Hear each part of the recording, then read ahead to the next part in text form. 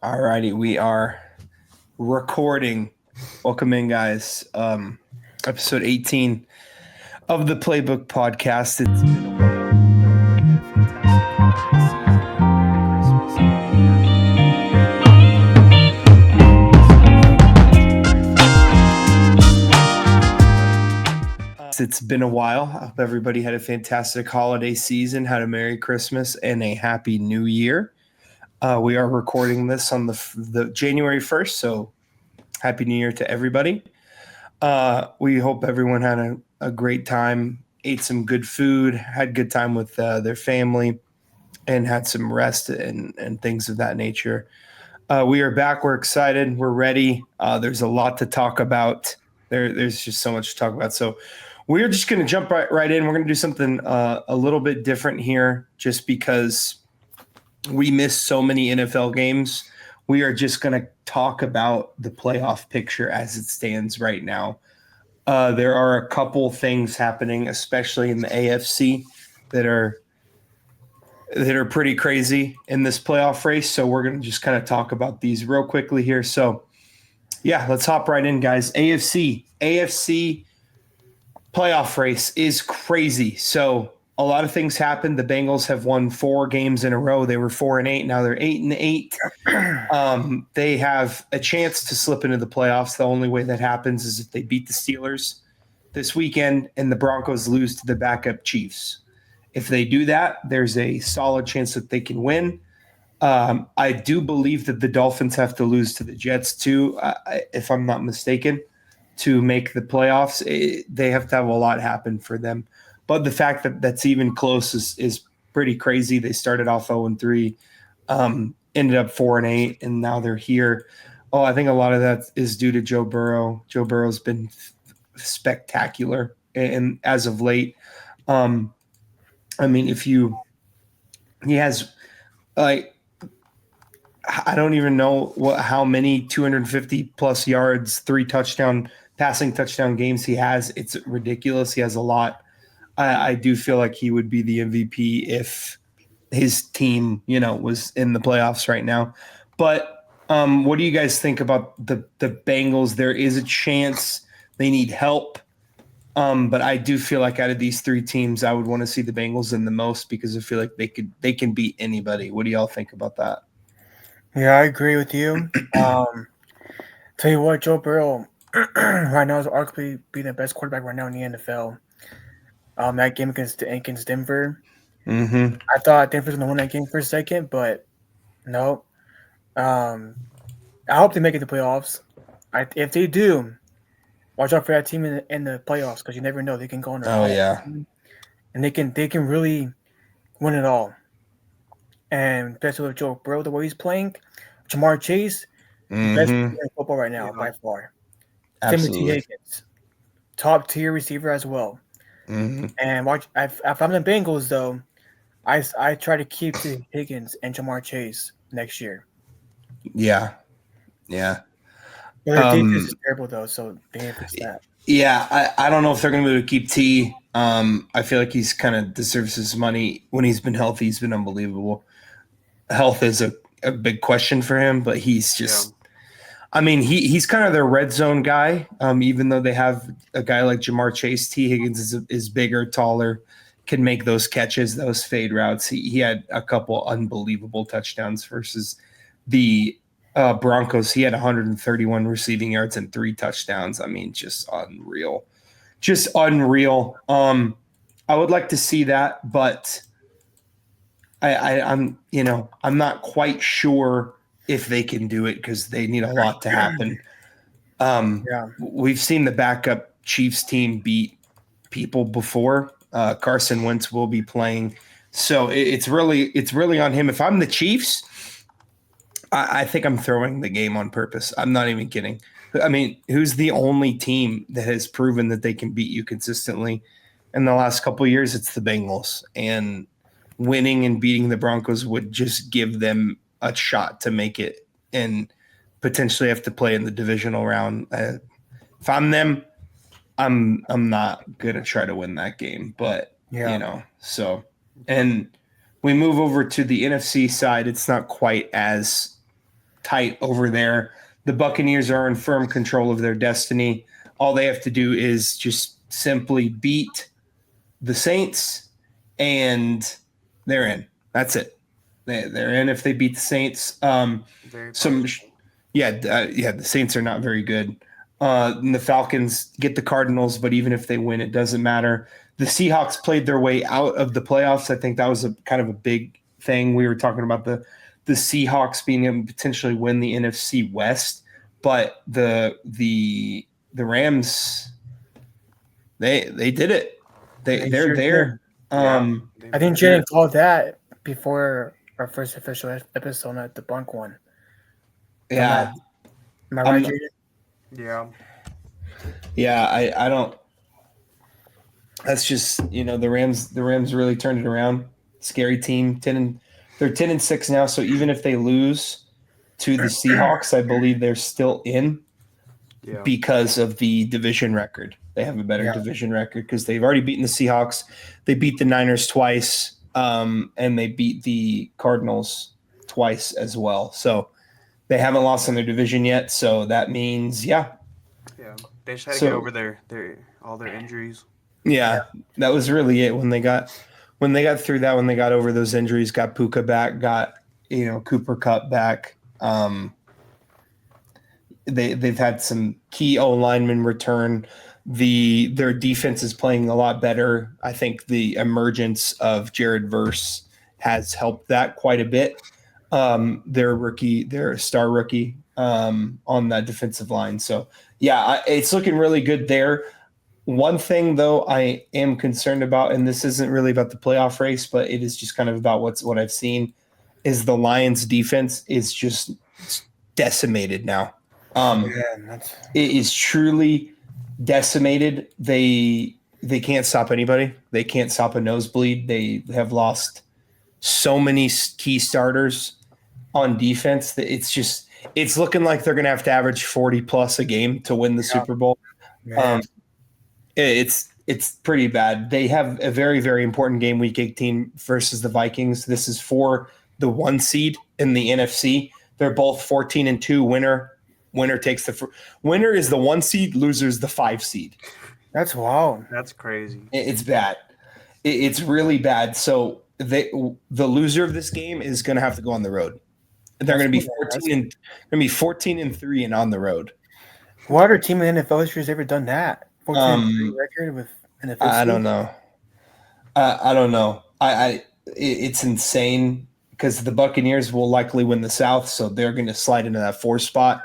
And it's like, man, you have a 14-3 season, which by all means is a fantastic year, and you're going to be the 5th seed because it just so happens that the other team in your division is 15-2 and won it. So that's a really important game.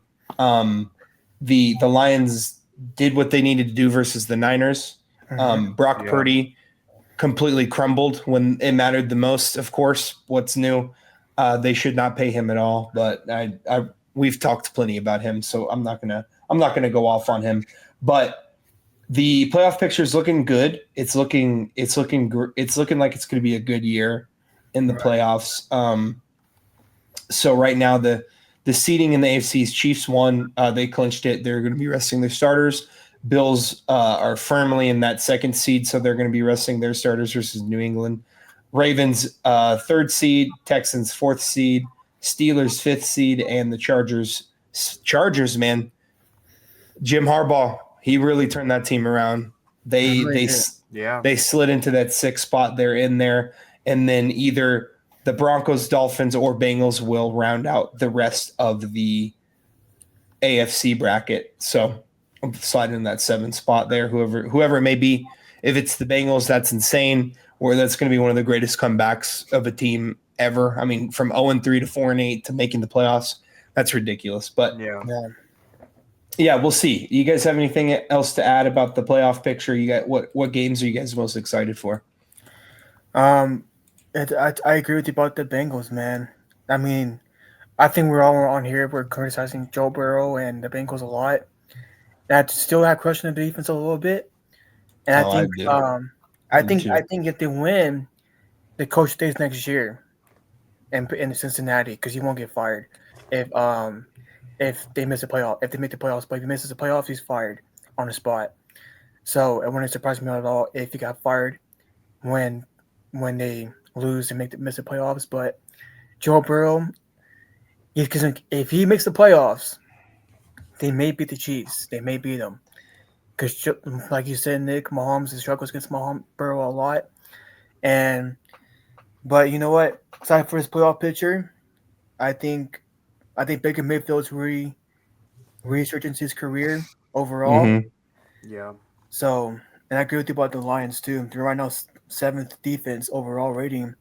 I think beginning of the season they're number 1 in defense. So it'll be just interesting to see. But yeah, I can't wait. Yeah. I mean, the Lions had one of the best defenses. I think Aiden Hutchinson was the defensive player of the year before he got hurt. Yeah. And just losing that many people. So, I mean, the Eagles get to rest. The Rams can rest if they want to. This is where it gets bad for the Lions. So not only is their defense decimated, they have to fight for their life on this next weekend. The other top seeds, the Eagles and the Rams, they can chill. They can rest their guys. So I think the Lions have to win that game because they'll get to make up that week of rest with the bye they get as the 1 seed. But the Vikings are no joke, man. Sam Darnold's really impressed me. I've kind of just been waiting for him to crumble and crumble and crumble, but he's playing fantastic. The locker room is absolutely behind him. I mean, when you have Justin Jefferson, it's hard not to be like fantastic, but and Jordan Addison and TJ Hawkinson, but still he's doing what he needs to do. And that defense is what it is playing well. So Vikings are definitely right there too. Commanders slid in there. Jaden Daniels, I feel like he's finally healthy again. So he's playing well. So they can rest guys if they want to. And the Packers can rest as well because the only other team that's for sure has a chance to get in there, the Buccaneers and the Falcons. No, everyone else is out. They're done. So every team but the Vikings, the Lions, the Buccaneers, and the Falcons can rest their guys on the NFC side. So it's going to be interesting to see. That 1 seed means a lot in the NFC. So that's going to be quite the battle there. The NFL scheduling was fantastic because it comes down to the Vikings versus Lions. I love it. I'm excited for the playoffs. I'm ready for it. Can't wait. I think it's going to be good. So speaking of, dude, the season swung by so fast. But speaking of playoffs, we're going to move to the college football playoffs, which is in full swing right now. A couple games actually just wrapped up real quickly. I want to give out my thoughts and prayers to all of those affected at the Sugar Bowl. They had to postpone the Sugar Bowl because of some crazy driver terrorist in a truck was going crazy. I think I saw like 17 people died or something like that. I don't know. That's just horrible. Just awful, but we're praying for them. Hopefully they can. I think they caught the guy who did it. Or they got the guy who did it. So hopefully, hopefully everything gets resolved there. But we're really thinking about those families and things like that. So that game is postponed till tomorrow. But a lot of games have happened since we've been gone. So the entire first round happened, and most of the second round happened. So we're gonna jump right in. I did my picks for every game, so we're gonna go see how many I got right so far. So Clemson lost to Texas. That was a rough one for me because I did pick Clemson to win that. It's whatever. It's fine. Texas played better. They won. I'll give them that. Sure, did they almost get beat by Skibbity and friends today? Yeah, they did, but it's fine. Ohio State's going to put them in the dirt next week, so it doesn't matter anyways. But Tennessee versus Ohio State, I picked Ohio State to win that. I said Jeremiah Smith was going to blow the game open, and he actually did that. So really happy about that. They won that game 42-17, just absolutely dominated. And then Penn State played SMU. Penn State won that. I just felt like it was just a conference difference. You have a really good Big Ten team versus an ACC team. Yeah, it was rough. 38-10. Then Notre Dame got Indiana is 7. So it was 27-17, but it was pretty much done. It was like 27-3 for most of that game. And then Indiana kind of had a fake comeback towards the end. So I got 3 out of 4 right in the first one. I got 3 out of 4 right in the first round. So that's not terrible. I'll take that. Of course, I'm not going to pick Texas, guys. Like, why would I do that? I don't hate my life, so I don't pick Texas to win games. And then we moved on to some really important bowls. The Peach Bowl, the Rose Bowl, and the Fiesta Bowl happened today, or the Fiesta Bowl happened yesterday. But Trey's beloved Boise State met their match against Penn State. That defense was very obviously prepared for Ashton Genty. It's one of the best defenses in the Big Ten. Their strength is their run defense, and they were stacking boxes against Ashton Genty. And anyone who tells you that Ashton Genty got exposed doesn't watch football, because the fact that he got as many yards as he did with those conditions is unbelievable. They were obviously prepared for him. They were having 8-9 guys in the box at a time. What is he supposed to do? Jump over all of them? Like, no, he can't do that. But I thought he's so. They wouldn't be in the playoffs right now. So I mean, they wouldn't have even been there. But he played great. I think Ashton Genty, even in that situation, he played a fantastic Big Ten defense, and 8-9 guys in the box, like I was saying, and was still producing. So Penn State did win that game 31-14. I think I picked Boise State to win that game. I was calling for an upset there, but I was proven wrong. Penn State's fantastic, so they won that game. And then Ohio State, Oregon. I feel like I called this one pretty well here. It was a crazy game. Ohio State won 41-21. My thought process was literally just Ohio State won the first one, or Oregon won the first one. Ohio State will win this one, and they did. Guys, Jeremiah Smith is actually unbelievable. He had 7 catches, 187 yards, and 2 touchdowns. He kind of just ended the game in the first quarter. He's unguardable. I mean, they literally could not stop this guy. I think Will Howard played fantastic. He was throwing absolute bombs. He was putting the ball wherever he wanted to across the field. I know Oregon was missing their starting running back and their best receiver in this game, but they just got outclassed. And, of course, Texas was going band for band with Skibbity and friends and barely won, and they probably should have lost because the targeting that was clearly targeting was not called targeting at the end of regulation. But whatever, it's fine. They get to play a juggernaut next week and get absolutely blown away. So they're going to get demolished, bro. They're going to get demolished. Ohio State made Tennessee and Oregon look pedestrian. That Texas defense is not as good as either of those. That's going to be bad. Maybe Texas can prove me wrong, but I don't think they will. And then Penn State will play the winner of Notre Dame and Georgia. What have you guys thought about the playoffs so far? Jenny, go ahead. I think they've been good. They've been really exciting. I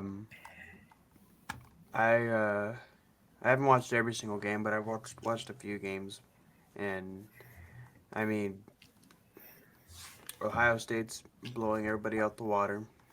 Mm-hmm. They've been playing really good. They're still my pick to win currently. But I mean, as far as upcoming games, I think that for the Notre Dame versus Georgia, I personally have Georgia winning that. And then obviously Ohio State, I have beating Texas. So I don't know. I guess I for sure have Ohio State in the championship, but it's kind of up in the air for this last team. Yeah, this one's going to be interesting because it's Georgia, no Carson Beck. They've proven that Texas couldn't even beat Georgia without Carson Beck. So I mean, they've proven that they're a good team without him. They're obviously better with him.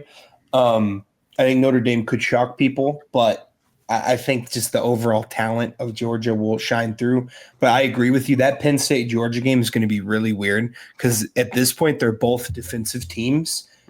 Penn State is heavy on their defense. That's the best aspect of that team. And now that Georgia's without their starting quarterback, I feel like their defense is too. So that the first one to 10 points might win that game. Yeah, just treat it like an overtime, like in the NFL, where first one to score wins. But that should be interesting. At this point, though, I really don't know how Ohio State would lose to anyone that's left the way they're playing. Yeah. Maybe they crumble, maybe they fold, but their defense looked spectacular versus one of the best offenses in the country, in Oregon, the best offense in the country, some people believe. They gave up 3 points in the first half, or 6 points in the first half, and the game was essentially over at halftime. So a lot of those guys didn't even really have to play that much in the second half. So, but I've loved the playoff format. What do you think, Trey? What are your thoughts on the playoff format so far? I like it a lot, better than the 14 playoff bracket, but definitely. I had Tennessee winning against Ohio State because of my friend covers the SEC. Shout out to Riley Robinson, doing a fantastic job, by the way. I was shocked that Oregon lost to Ohio State. I think I had them winning it all. I really did have one. Deep down, I knew they were the best team in college football, but it turns out their schedule was kind of flunk and play against people that shouldn't be in college football right now. But I always thought that Boise State didn't win against Penn State. Genty had a great season, but hopefully whatever happens to him. But I have Ohio State winning it all now. There's no doubt they're the best team in college. It's hard. It's hard to pick against them. Carson Beck is, even when he's healthy, he's not that good in my opinion. He's not. Same with Texas too. I don't think Quinn Ewers is really that good. A PFF has been ranked 28th overall in all college football, so he's not the best player to me. I think that team schedule is a little bit fluky too, but yeah, Ohio State winning all. Yeah, it's really looking like that. They're on fire. They're red hot. They just beat Oregon. They made mincemeat of a really good SEC team in Tennessee. I don't feel like Texas is gonna I just don't think Texas can match them. And the people Texas have beaten so far are, even though I picked Clemson to beat them, that was a huge upset. Of course, Texas was massively favored in that game. ACC winner is not that great, and then they played the Big 12 winner. I mean, Texas Tech beat Arizona State. You want a cookie for beating Arizona State? You barely beat one guy, Cam Skibbity. That was literally the only guy they had, and you barely beat him in overtime, double overtime. Ohio State has talent everywhere. Their quarterback's good. They have the best wide receiver in college football. They have one of the best running back tandems in college football. They have a fantastic defense. It's really hard to pick against that team. It really is. I think I think Brian Kelly saved his job too. Yeah. Penn State, I could feel like maybe could give them a run for it with that strong defense, but no, I don't know. But it's been a great playoff. I know a lot of games have been blowouts, but I feel like that Texas-Arizona State game was fantastic.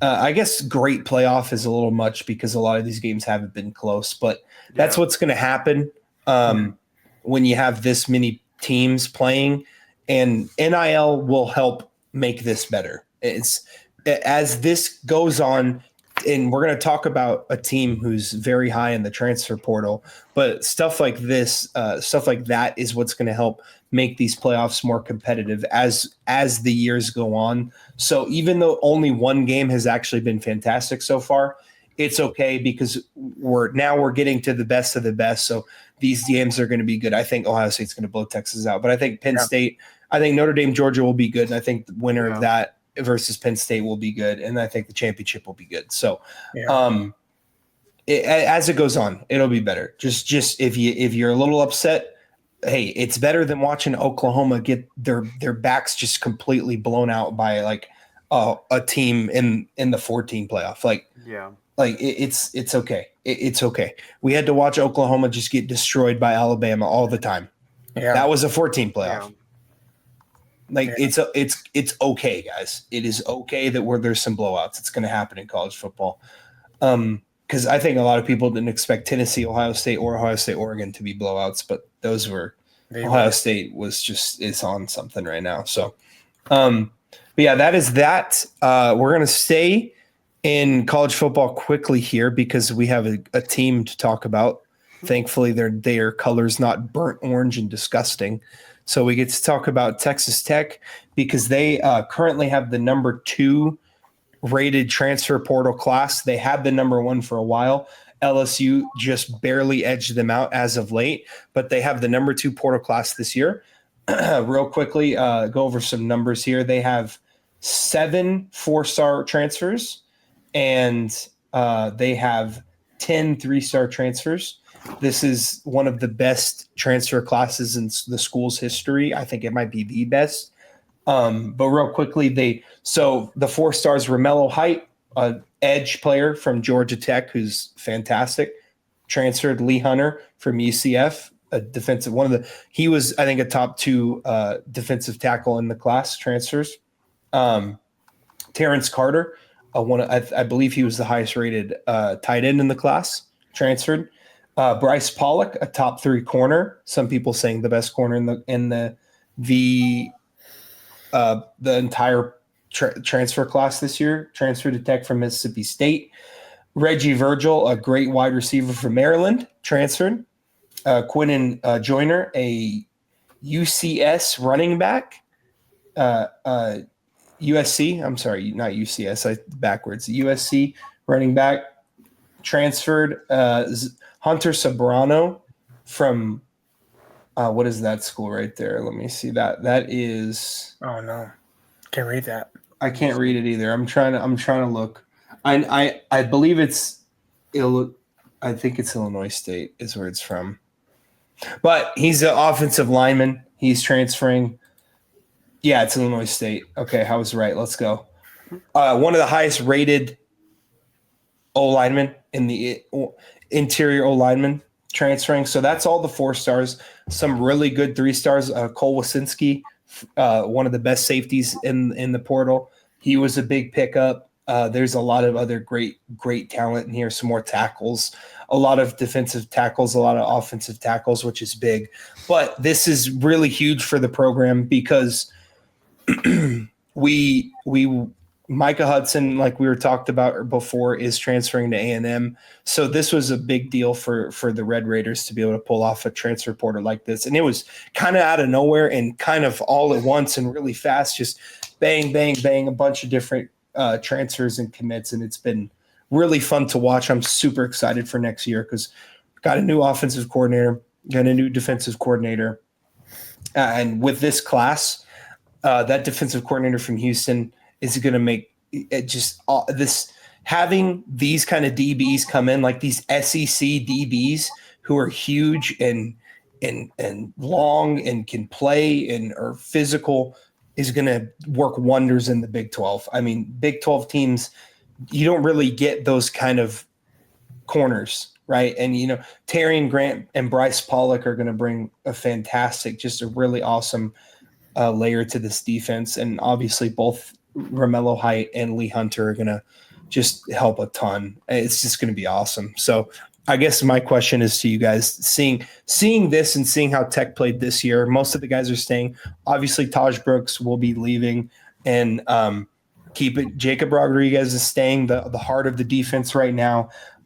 You get Baron Morton is still staying. You get, Josh Kelly will be leaving, but you get some other fantastic receivers in this transfer class, and a 4-star recruit out of high school as well. So do you guys think that Tech could win the Big 12 with this transfer class? Yeah, I think so. I think if the quarterback plays a little bit better, for sure. Yes, that passing to this year was not that good at all from Brett, at all. Yes, he had a 74 passing rating, but you know what? Hopefully, turning around. But I think so. I think Colorado will fall off a lot, or Travis Hunter and Shador beginning in the draft. Mm-hmm. I think Arizona State will fall off again. I mean, like you said, Tech beat them this year, and they're right now in the playoffs. But Well, they beat Arizona State and Iowa State, Yeah. both teams that were in the Big 12 championship. So yeah. yeah, Yeah. but I think so. I mean, growing up, I was a Red Raider fan, but jumping back on the bandwagon. Okay, I- he's I- jumping hey, back on the bandwagon, guys. Hey, guy, I have a signed helmet by the great late Mike Lynch. All right, whatever. That's fine. No. That's fine. What do you think, Jaden? I think they have a good chance. I mean, they had a bit of a rough start this past season, but they picked it up and they played pretty decent. But I think that's kind of a crazy number. 7 4 stars. stars. Yep. Yeah. I mean, that really just adds to stacking up your team, and I really think that they have a good shot at winning the Big 12. Yeah. And just for example, how crazy this is, here's the rest of the Big 12 in transfers. So Colorado, 1 4-star transfer. Baylor, 1 4-star transfer. Utah, Houston, TCU, Iowa State, all 1 4-star transfers. No other Big 12 team has 2 4-star transfers. Tech has 7. So this would be really good for them. this is huge, literally huge for the program. Quite literally massive. It's a big deal. I know that some very generous donors have helped Texas Tech be able to pay for all this NIL, but also with this kind of class comes a challenge from me to the program, from the school. Listen, real quickly, guys. I gotta pull something up here. All right. See this? Or not? You see this right here? Let me turn my cam to make it not blurry. All right. You see that? You can't really see it, but you know what it says? Texas Tech University. Okay. Y'all know what this is? This is a diploma. Okay. This is a diploma. I went to Texas Tech. I graduated from Texas Tech. Okay. So I have money in the game. I have money in the program, and this is my challenge to the school, to the program, to Coach McGuire, to the new offensive coordinator, to the defensive coordinator, to all those recruits, to all the current players. Go win the Big 12. You got to win the Big 12. Okay, you're set up for it. No other Big 12 team has had this kind of a transfer class, and none of them have a great recruiting out of high school class to really change it, to really match you. Okay. The only team above you in the transfer portal is LSU, one of the biggest brands in college football. Okay.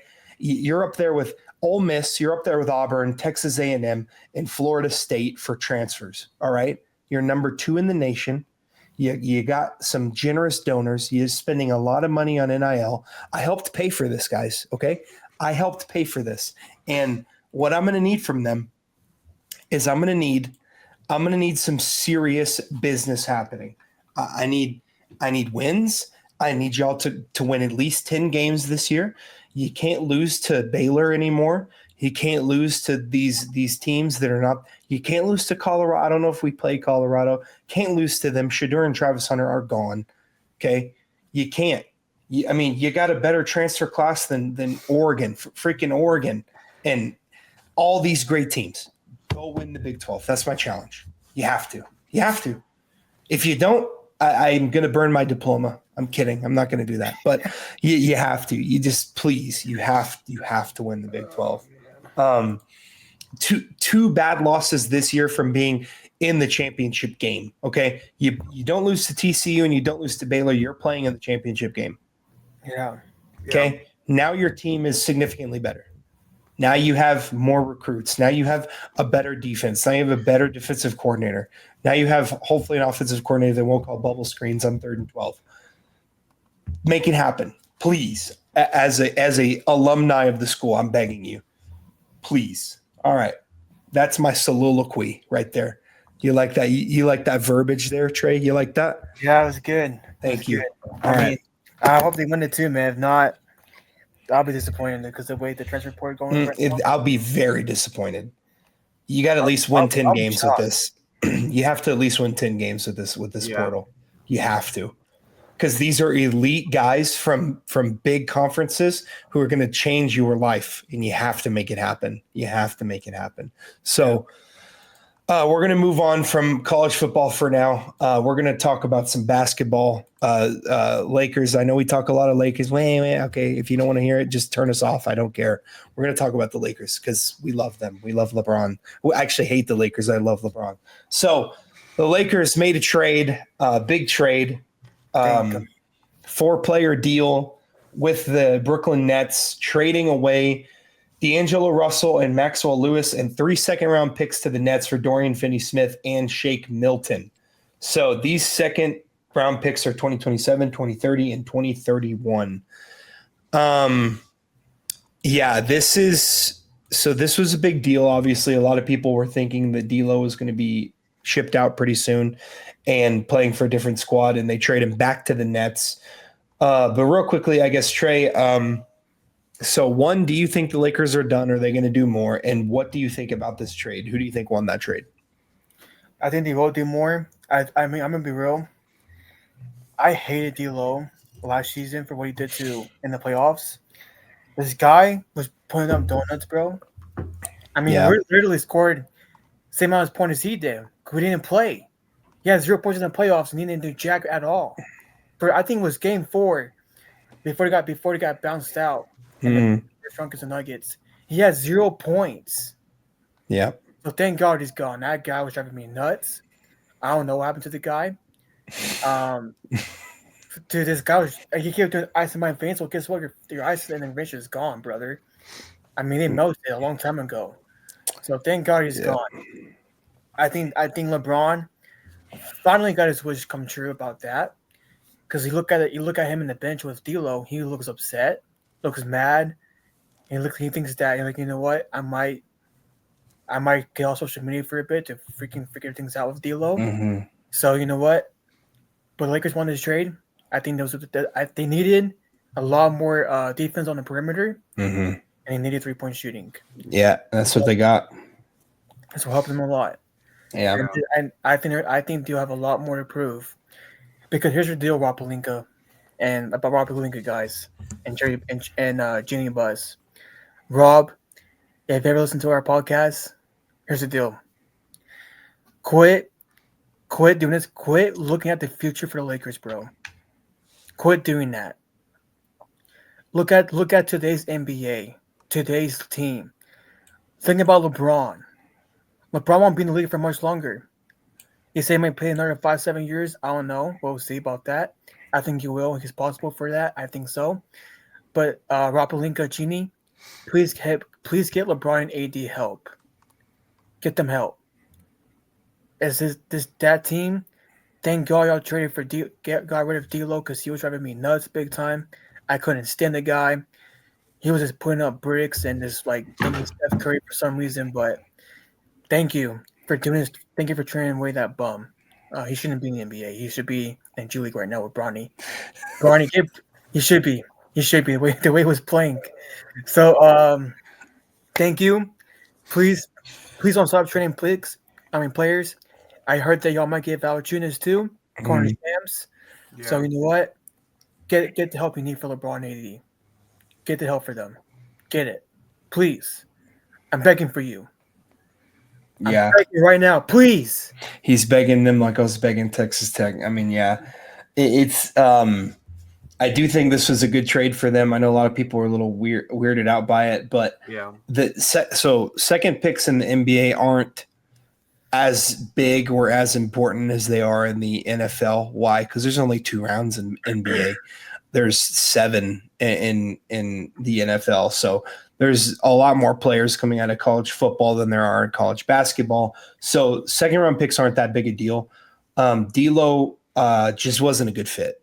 He could score, he could get streaky, he could get hot, but I think Austin Reeves kind of finding a new level and Dalton Connect coming in and making a big impact as a rookie kind of made D'Lo expendable. So they add Dorian Finney-Smith. He's averaging 43.5% from 3 this year, 10 points per game, 5 rebounds when he was on the Nets, and he's a good defender. And that's what they need. They need 3-and-D. Shake Milton, also a good 3-point shooter. So I feel like this was a good trade for them. It'll help the Nets sell more tickets because more people will go watch D'Angelo Russell than they will go watch Dorian Finney-Smith. But Dorian Finney-Smith is better for a winning basketball organization. So I think they made the right choice. And I think they did. I know that the Cavs did beat the Lakers yesterday. Cavs have the best record in the NBA. I don't think you have the new guys trying to figure it out, trying to work through the new guys. So I'm not really worried about that. The Cavs are beating everybody, so it's not a big deal. The Lakers have been playing better. They are. Let me check the. So they're 18-14. That would put them at. They are 7th in the West right now. So they're 7th in the West. They're 6-4 in their last 10. They can clean it up for sure. The West was open. West is wide open, man. Yeah.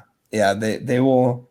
They definitely can. The Mavs are going to be without Luka for some time, so they're going to slip. So they could find some room there in the West to find a good seed there. So, that's that. I do believe they'll continue to make more moves, and I hopefully they do. I hope they do.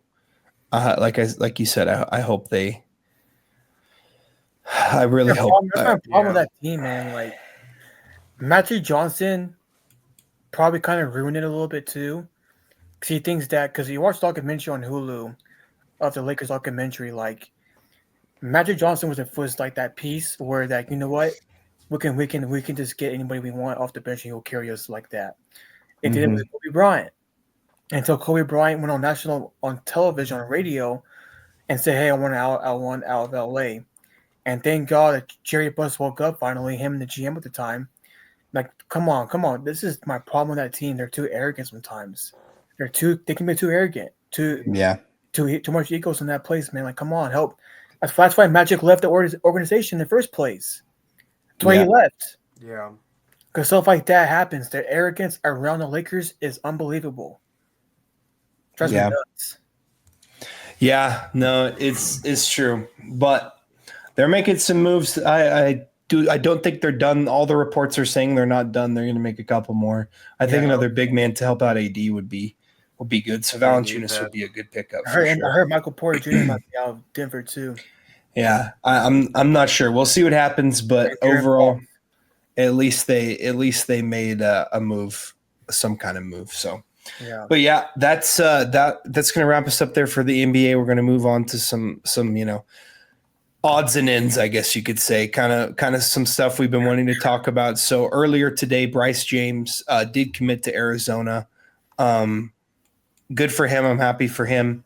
He will be playing in the Big 12, so he might be down in Lubbock sometime. So to play Tech, so I might have to. Maybe LeBron will come to the game. I'll be like, "Yo, Bron, what's up, man? Like, it's so good to see you." Because me and Bron are tight like that. So, I'm gonna have to go hang out with them.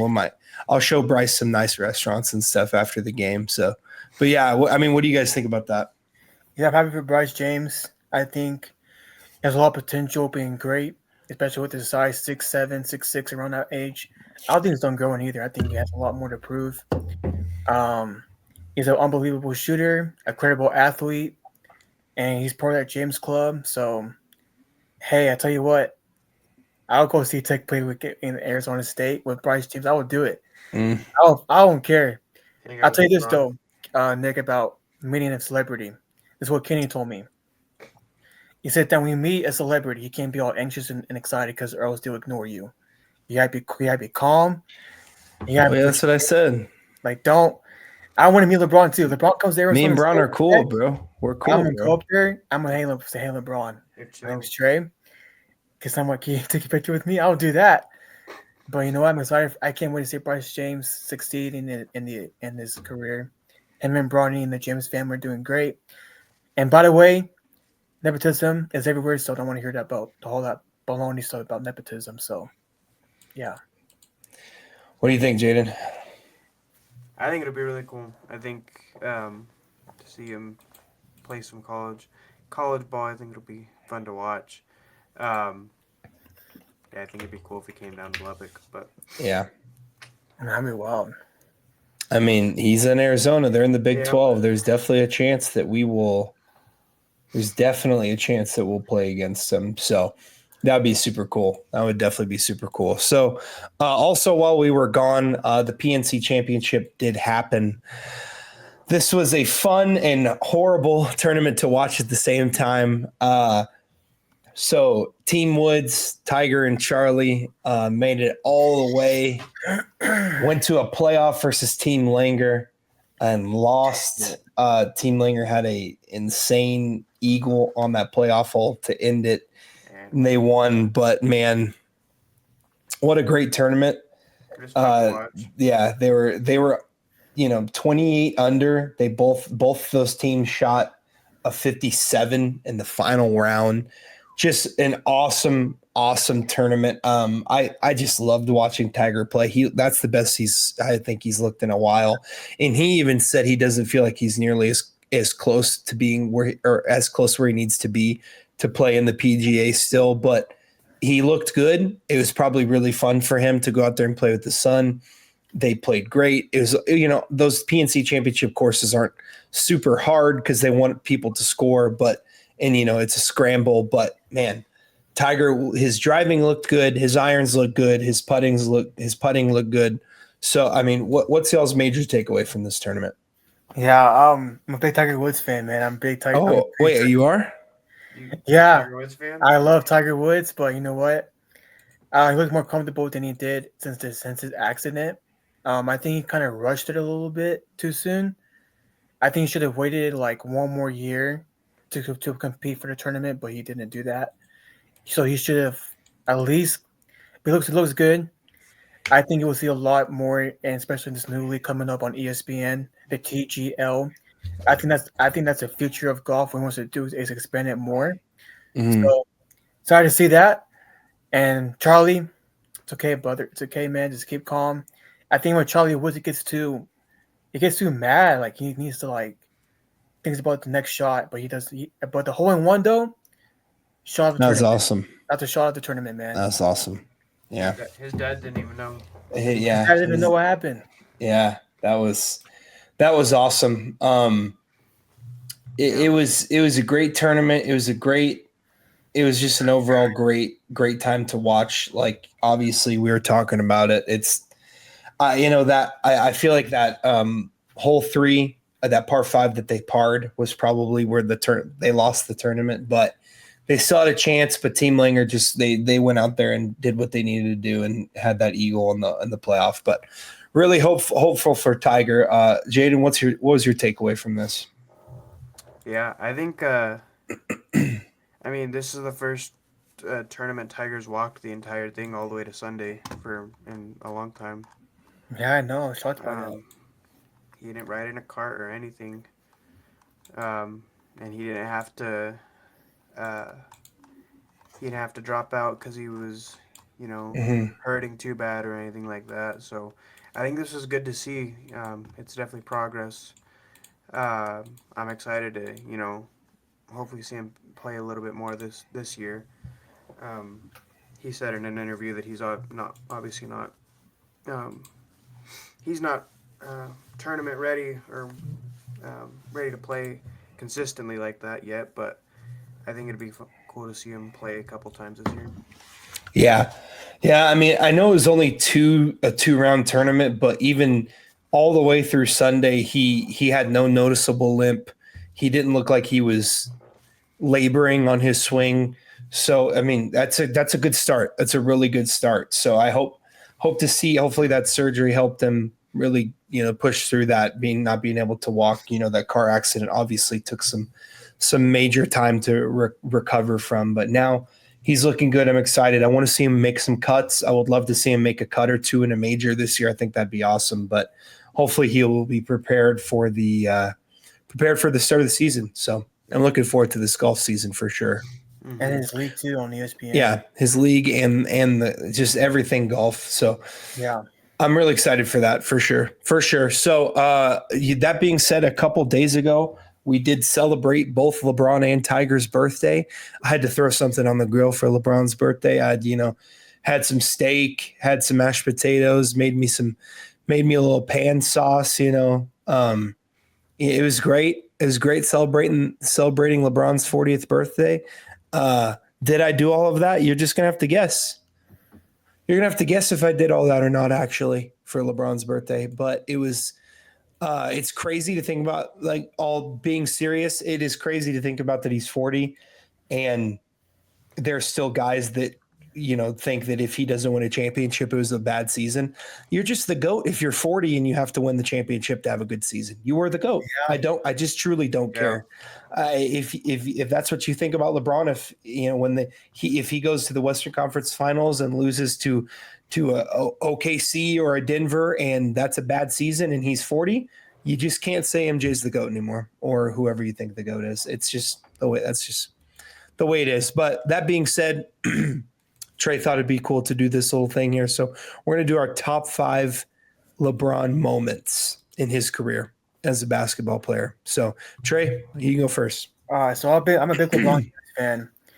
I remember watching him as a kid growing up. He's my favorite player. I'm bandwagon over him.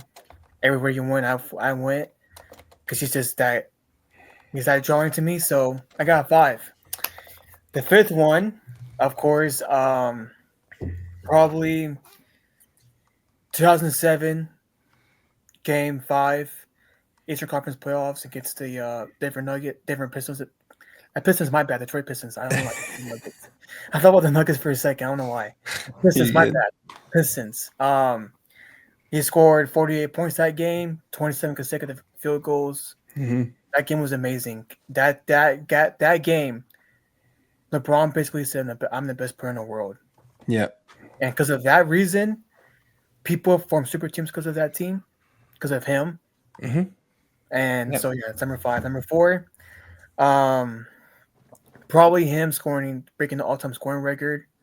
I'll never get. I think it was a Tuesday night. I believe in 2023, and February 12th, watched that game, and I was like, man, this guy actually did it. Like, I was shocked. And too bad Russell Westbrook ruined his night for throwing the ball 5 times out of bounds. That freaking bum in LA was ridiculous, but that's probably number 4 for me. I don't think that will be broken ever again. In order for y'all to break that record, guys, you have played for 15 seasons, play all 82 games, and average 35 points per game to break that record. And today's NBA, that won't happen. It's impossible to break that record. So, number 4. Number 3, I'd probably say his first ring, because a year part of that, he had a complete meltdown. I'll never forget that Skip and Stephen A. and Will Bond, Stuart Scott, even the late great Stuart Scott, said this guy's a buzz. He's overhyped, overrated, this and that. He's not that good. Michael Jordan's better. And he's just – and then that year in 2012, won the MVP. Should have won Defensive Player of the Year, but it's crazy how a second-team all-defensive guy won that award, which is straight up bogus and blasphemy because they wanted to protect MJ. So, yeah, that's number 3 for me. Number 2, the 2012 Game 6 comeback against the Boston Celtics, 45-10-5. Probably the greatest game he ever played in his career. And because of that, if they would have lost that game, guys, they would have blown the whole thing up. He saved his legacy. Yeah. That's probably the best game I've seen in the playoff game history. I watched basketball for a long time. I love Jordan. I'm a big Kobe Bryant fan too. That game was a lot of pressure on the guy. They were booing him. They put F LeBron on freaking banners, guys, on the store. And Celtics store, guys. They put F LeBron in the Celtics store, by the way. They threw a beer bottle at LeBron James after the game. He literally tore everybody up. And Kevin Garnett is saying, "Oh, I wasn't scared of him." Look what happened. He ended that big 3 run too, by the way, the next game in game 7. That big 3 got shut down. They blew it up. Ray Allen left, KG left, and Paul Pierce left the Boston Celtics that year. So that's number 2. Number 1, of course, the 2016 NBA Finals comeback, 3-1. He was averaging 30, 28 points per game that game. Number 1 in every category, which is insane to me. And as a 6'9" player, 260, averaging Wilt numbers that are footable numbers that you shouldn't be averaging. And 3-1 comeback, be the greatest team of all time, 73-9 Warriors. So greatest moment in NBA history was that comeback. So yeah, and LeBron James, happy birthday to you, bro. He's the most scrutinized athlete of all sports. No matter what happens, whether he's great or whatever, they hate him, bash him. Drives me nuts half the time because he deserves a lot of credit. And when he retires, they're all going to cry for him. Yeah, they will. All cry. I will cry. So will that bum Adam Silver. Sorry. I mean, yeah. I'll talk about Adam Silver in a different episode. I got a lot to say about him. But, it's just that this LeBron James has done more for any NBA team in his career than anybody ever did. He put people on his back. Nick and Jaden. The day he left Cleveland the first time, that team died. That team didn't make the playoffs at all. He literally carried that team on his back for 7 straight years. Top of that, when Miami left, when he left Miami, what happened? D Wade and Chris Bosh literally died. They couldn't play basketball no more. Pat Riley was like, "Man, I don't know what to do no more with this guy. This guy, our team literally died." And LA, by the way, Lakers, by the way, he saved a 10-year playoff drought. Yeah. Oh, 10-year, my bad, NBA drought. They didn't make the playoffs since 2013 and 2020. And they don't give this guy credit for what he did. But you know what? Tim Duncan gets credit for 99 Spurs championship ring. And if you want to do that, then Tim Duncan has 4 rings then instead of 5. So there you go. But yeah, LeBron James, all-time great. It's 1-1 there for the go and Jordan tied. It's funny. I don't know why you keep saying that. I don't know. You I already keep said it, bro. 1-1 there. We already made an episode about it. Yeah. So LeBron, salute to you, man. Here to go. There you go. Jaden, would you like to add a top 5? Yeah, I'll throw one in there. So for 5 for me, is when he got the award for being the youngest player to score 50+ points. Okay. When he scored 56 points in 2005. And I think this is just the greatest moment for him, just because it kind of set the outline for what his career would look like. Yeah. Start out your career like that.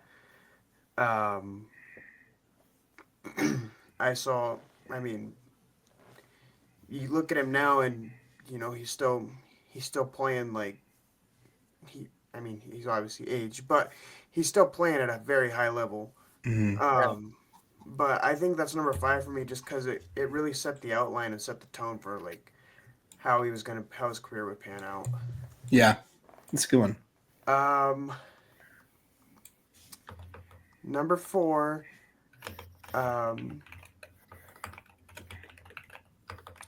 Sorry, I lost it here. I think number 4 for me is when he. Number 4 for me is when he passed Kareem all time. That's got to be in his top 5. Absolutely. That's like Trey said. That's nearly impossible for someone to pass like that. And let's see where we at. Number 3. Where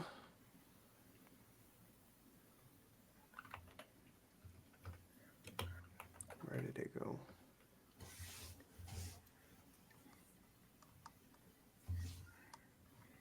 I lost it. Well, I think wow, I really screwed this up. I don't know where all my stuff went. I had it all written down, and then it just all disappeared. You're good. So we're gonna have to go off the dome here. All right. Number 3. You know what? Top 3. This is number 1. Okay. We'll cut it short. All right. I think the same number 1 that Trey had. I mean, coming back like that from a 3-1 deficit, and you come back and win the whole thing. He also during that he got back-to-back 41-point games. So Yeah, he did. Unbelievable. just crazy. Yeah. I mean those are great. Mine's kind of similar. I got a couple different things. I got a different number 1 actually. So surprisingly, so I will start here. 5. I think a good 5. Same with Trey. 25 straight. Versus the Pistons. Yeah. This is kind of like He was 22. Yeah. He's 22. Yeah. Against the defending champs, the Pistons, the best defense in the NBA. This was kind of like I think from this moment until probably 2020, probably 2021, I think from 2007 to 2021, I think LeBron was the best player in the NBA. Yeah. And I think in 2021, after his injury, after Solomon Hill somersaulted into his ankle and ruined a lot. I mean, I feel like LeBron's would be even better now if that didn't happen. But after that, I think there's a slight bump down. He obviously changed his game and the way he plays. But I think from then on to 2021, he was the best player in basketball. Yeah. And I think that was like the moment where he became the best player in the NBA. So that's my number 5. Number 4 was the 2018 season as a whole, just because of how fantastic he was, but also he made 8 straight finals. I think taking that team to the finals was probably his greatest accomplishment as a player, just because of how bad that team was. They had no reason being in the finals. The Celtics should have been Celtics Warriors, but LeBron happened. They were down 0-2, and I believe it was like 41-0 or something. The Celtics had won after being up 2-0 in a series. So that's my number 4. Number 3, I got passing Kareem as the all-time leading scorer in the NBA. Just that record's never going to be broken. I will live my life and die as a LeBron James being the number 1 points leader in the NBA. It's just yeah. That's easily up there in the top 3. So number 2, I have the 1-3 comeback in number 2. I think specifically Jaden brought it up though. So game 4 when he had 41, game 5 when he had 41, and then game 6 when he had 41, and then he finished game 7 with a triple double. Those 3 games is what's here. Mm-hmm. So 41, triple double, 1-3 comeback versus the best team, like the statistical best team in the history of the NBA. Unbelievable. That was massive. But the reason why I don't have that number 1 is because I feel like my number 1 was the most important moment of his career. And that was the game 6, 2012 Eastern Conference Finals game versus the Celtics. Trey had this as, I believe, his number 2. I have this 1 because this was the moment where LeBron James just was his christening moment. I believe in 27 he became the best player, and then I believe here in 2007 he became the best player, and then I believe here he started his goat run is where I think this started right here. They're down 3-2 in Boston Garden. 2011 just happened, so Skip Bayless, Stephen A. Smith, all of them, all the dudes on TV bashing him, saying he's a fraud, saying he's overrated, the greatest meltdown in the history of sports, this and that, with that weight on his shoulder, with the weight of his entire legacy on his shoulders. He goes into the Celtics had beaten him a lot because he was on a horrible team when he was in the Cavs, so he couldn't really compete with that big three that they made, super team that they made to try to beat him, and he couldn't really compete just by himself because of how different, how drastic the talent the team was. So this was his moment. He turned his entire legacy around in one game. Yeah. 45, 15, and 5. He had 30 points in the first half, guys. He was doing listening to him talk about this game is unbelievable. He was doing right shoulder bump fades, and he's not even a right shoulder bump fade guy, right? He was just trying stuff, and it was just going in. This was the moment. This was the moment when he started his GOAT case, and since then, it's been 13 years since that game. And I believe it's crazy to think about, but I believe that was the single most important game of his career. Because like Trey said, if they lose that game, the Heat would tear down the big three. Maybe LeBron wouldn't have even been able to have a 1-3 comeback because his whole career arc would have been different. But that was it. I believe that was it. That was more important than even winning that title. It was proving he beat a demon in the Celtics, a personal demon of his in the Celtics. And he proved to everyone that when the lights are brightest, when the moment calls for it, when everything is on the line, he's going to give you that. He's going to give you that impressive performance. And then he followed it up with a great Game 7. And then the rest is history. And now we have the GOAT, Mr. LeBron Raymond James Sr. So that's my top 5 LeBron moments. Obviously have fantastic player, obviously the GOAT. I hope he had a great birthday because he deserves it. So that being said, we are going to talk about now the 2024 as a whole. I just want to let's do best, your favorite sports moment from 2024. So Trey, you want to start? Yeah, the Olympic gold medal in 2024 Paris. That was great. That run was so great. Seeing Steph Curry, KD, LeBron on the same team was amazing to watch. That might be the greatest team ever, probably. They beat the Dream Team bad, by the way. It was destroyed the Dream Team, by the way, but I'm going to get to that later on in the episode, so get ready for that. Oh, yeah. I'm going to go get food during that time because Trey's about to go crazy on y'all. Yeah, so, that team, that run was so great.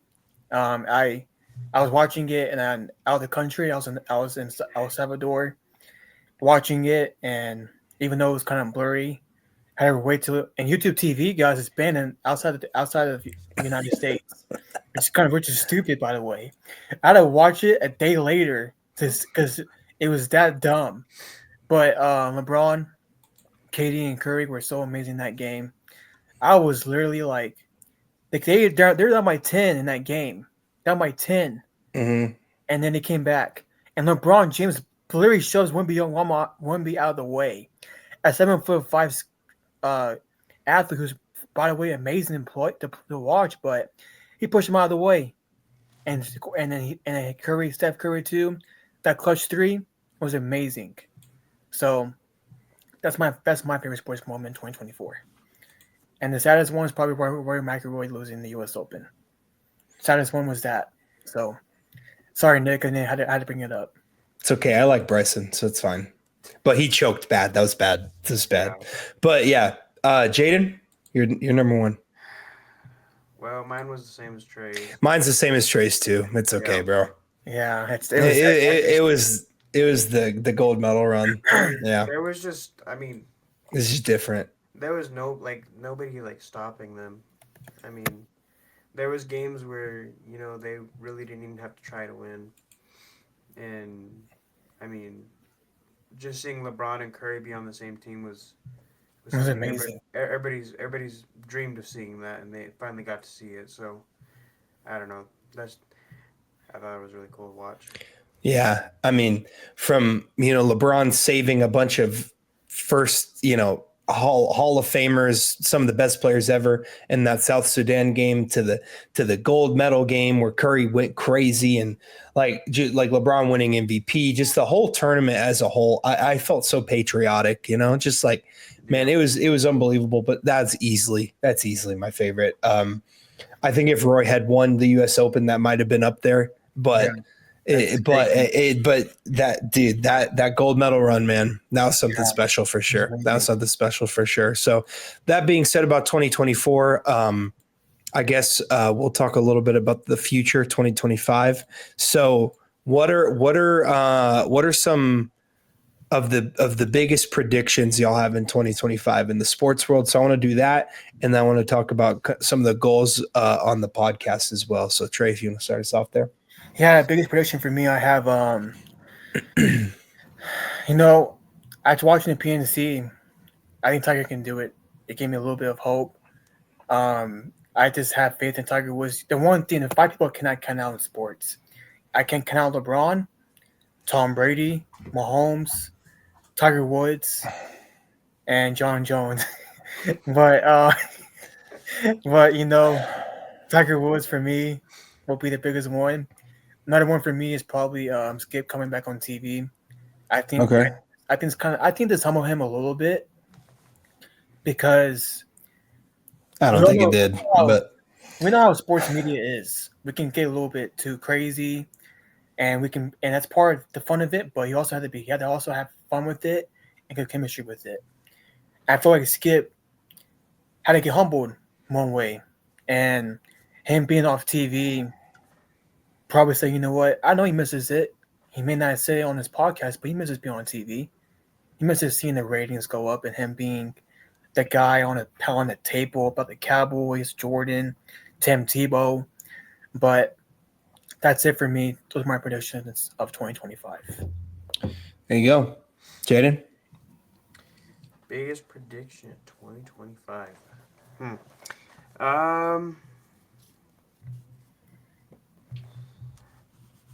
I don't know if it's possible, but I'd really like to see the Lakers win this year. Yeah. If he wins, LeBron's the GOAT by far. I don't know if that's a prediction because it's really not, but no, it is. It's a good prediction. I'd like to see that happen. Yeah. I mean, yeah, we all would definitely. So I think I'll switch it up here. I think my biggest prediction, Trey's going to hate this one. Tom Aspinall beats John Jones, becomes the undisputed heavyweight champion of the world. Some reports are saying that it's looking to be in June. Yeah. So it'd be soon. It's not official yet, but all things are indicating, all signs indicating that it's going to happen. So that's my biggest prediction, and I can't wait for Tuesday or whenever we record an episode next after to talk. Oh my goodness! Oh, that's going to be wonderful. That's going to be glorious. I can't wait for that. So, yeah, I'm really excited for 2025 for the pod in general. I think all of us just want to see it grow. We want to continue to grow, maybe secure a sponsor this year would be a big goal. I don't know if that's possible, but that'd be really cool. But yeah, I think that would be really awesome. I think that we've done great so far in our podcast. I know we kind of started off I think we've made a lot of progress. Still learning, and I want to thank Sharon and Drake for the product for what you do on the media. Mm-hmm. I mean, that side is hard. Yeah. And Jaden too. Forgot Jaden and the TikTok stuff too. Yeah. Yep. It's been fun. It's been fun doing with y'all. I know that y'all can do a lot of things right now in your time, but I think that will be good. I think we have big things going on for us. I think we never know. We may be with the volume, Shay Media. We never know. We just never know. And Hopefully, get some big guests on here in 2025. I apologize for everybody. I expected to guest for 3 weeks straight. Kind of disappointed he ghosted me for that long, but you know what? It's what it is. But yeah, I think we'll have 1,000 subscribers, and let's do it. Yeah, I mean, like Kevin Garnett said, anything's possible. So, but yeah, that kind of we're gonna wrap up here. I know Trey wants to talk about some stuff, so I'm gonna let Trey end us off here. Trey wants to talk about old school basketball. Yeah. And I might go eat when he's talking. I'll leave my headphones on and go eat when he's talking about this because I don't know how long he's going to take. I might die of hunger before he finishes. So we'll let you get started. Trey, just you have the floor, bro. Just go for it, man. So most of y'all know I got a lot of text messages about the episode we did for top 10 and saw the comments too about stuff like that. And here's the deal, okay? Some people were not happy with me. Some people weren't happy with Nick and Jaden and myself. So, especially people that scrutinized for what I said about Wilt and Bill Russell in that era. Here's the deal. I don't care if y'all watch him play or not about Bill Russell. Those are great people. I appreciate for being fans for that long for the NBA. I'm a big NBA fan too.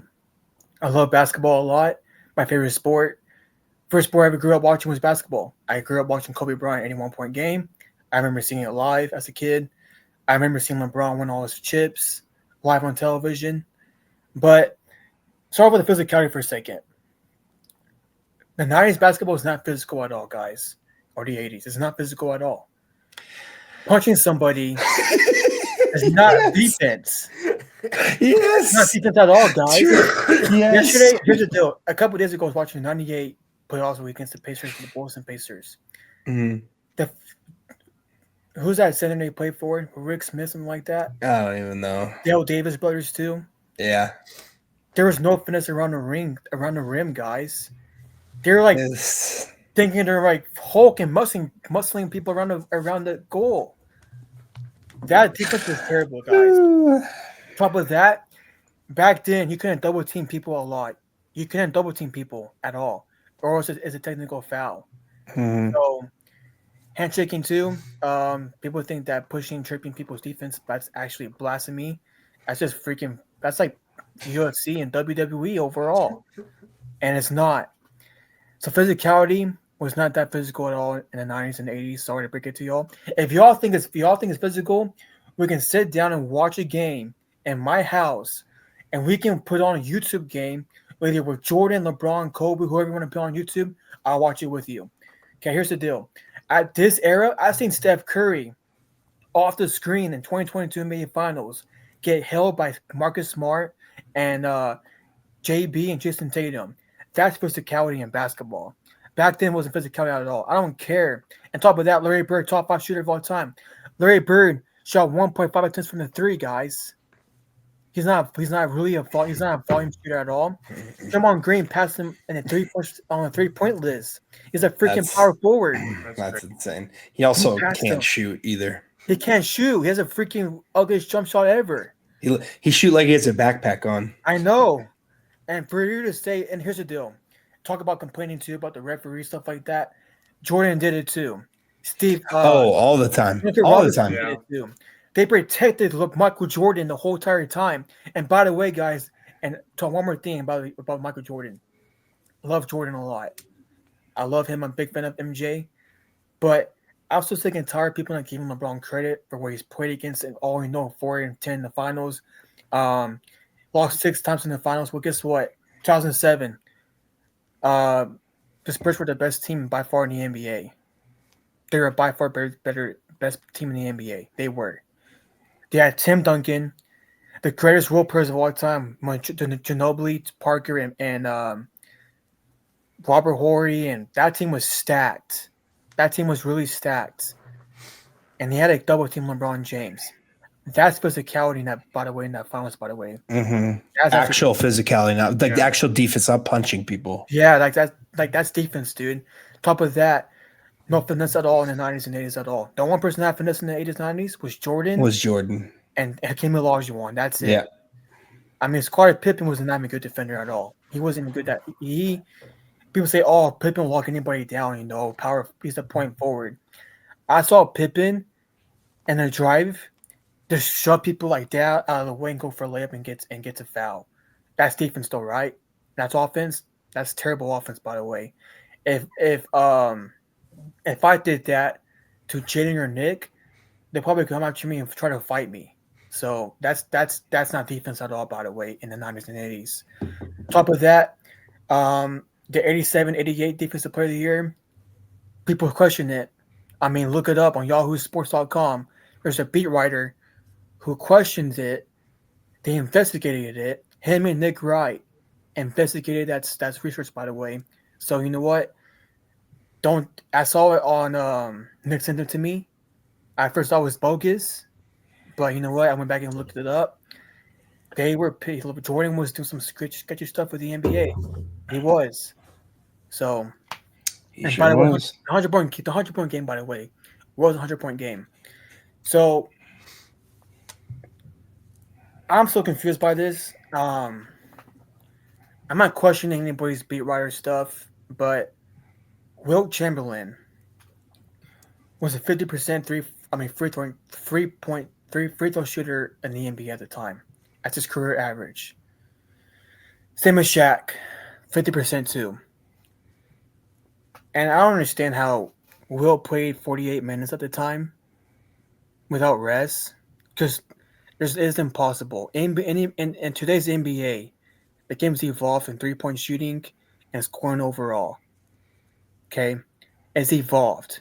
Not one team back then shot 40% from the field. Not just one time. The whole team for a whole season they shoot 40% from the field. I'm not questioning Wilt Chamberlain's play. Wilt's one of the greatest players of all time. He's a Hall of Famer, top 25 player of all time, but not one team shot 40% from the field at all. So how is a guy who gets no rest whatsoever, 48 minutes straight basically, which is, I don't know how that's possible with a human body. Not even LeBron that has done that. He's played the most minutes by far in NBA history with no rest. I saw Kobe Bryant try doing it in 2006. He couldn't even do it because that's the law on your body. And on top of that, he was gassed big time. So how is a guy who shoots 50% from the free throw scores 100 points? Doesn't make any sense to me whatsoever. Unless I'm not saying he probably paid the guy. I don't know if someone paid him. He paid somebody and put on the stats score, but I don't understand that. So old heads guys started making mad, but it's true. No physicality at all in the 80s and 90s. Punching, pushing, tripping, and it's not basketball. The double teaming was terrible. If you double team people in the NBA at the time, you get a technical foul. Double tech on a team. And today's NBA is way better than was back then. LeBron doesn't get any credit whatsoever. And by the way, I finally found the all-time clutch stats. So send it to Nick yesterday. I looked it up on StatHead News, so y'all can look it up too if y'all want to out there. So this is 96, 97, the play-by-play tracking era. LeBron James has the most clutch time points ever. Kobe Bryant, Dirk, KD, Melo, Harden, Tim Duncan, Paul Pierce, Vince Carter, Westbrook, KG, Ray Allen, AI, and Curry. But he ain't clutch, right? So that's all I gotta say about that. Nick, go ahead. If he wants to come in, jump in. That's all I gotta say about that. So go ahead, Nick. Yeah, I can't believe that you finally seen the light. I've been trying to tell Trey that 90s basketball is the most overrated era. I know I made some people mad in the comments. Trey kind of explained a lot of that, a lot of why I think that the defense back then, punching people, the big old bad boy Pistons, the 07 Pistons defense was 900 times better than the bad boy Pistons. I mean, punching, kicking, clotheslining, pulling people's jerseys off. That's not defense. Overrated era. I still have Jordan too because I feel like he transcended his era. I feel like he was a lot better. He would still be a really great player today. Would he be dropping 30 points a game every night? No, I don't think so. Because a lot of guys in today's NBA can defend like Gary Payton, and Gary Payton made MJ look pedestrian. So I don't think that Jordan would have the averages he had. It's guys, the NBA's everyone, soccer. I know a lot of baseball fans do this. There's every sport, football. We all agree that as time progresses, people become better at things. Yeah. It's why we drive cars and not horse-drawn buggies, because time, technology, sports medicine, sports science has gotten significantly better. Guys have nowadays, if you're playing basketball as a young kid, you have access to way more coaches. You have access to way more training regimens. You have access to more facilities, to better facilities. The shoes are better. The courts are better. ACL repair surgery's better. Sports medicine's better. Training's better. Weightlifting's better. It's all better now. So of course, us as humans, we're a species that evolves as time goes on, as in terms of how we do things, how we get better at things. And that happens in every sport. Everyone agrees everyone under the age of 75 thinks Tiger Woods the GOAT, because we see that the courses got harder, they got longer, they got harder. People got faster in their swings. Tiger was averaging like 320 yards with horrible clubs. And there were guys back then that could hit it just as far as Tiger. In terms of driving, Tiger really separated himself with how far he could hit his irons. But a lot of people drove the ball as far as Tiger did. And Tiger proved in